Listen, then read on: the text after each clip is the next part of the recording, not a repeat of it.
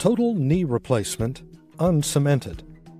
This surgical procedure removes the damaged and painful areas of the femur and tibia inside the knee joint.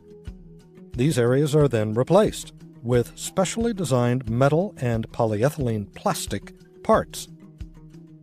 The patient is positioned so the knee can be bent comfortably and the area is cleaned and sterilized. An IV with general anesthesia is administered. An incision is made along the side of the patella to allow the surgeon access to the knee joint. The joint is examined. The damaged portions of the femur bone and cartilage are cut away. The end of the femur is reshaped to allow a metal femoral component to fit in place. The metal component is attached to the end of the femur. The implant is made of specialized metal that approximates the structure of bone.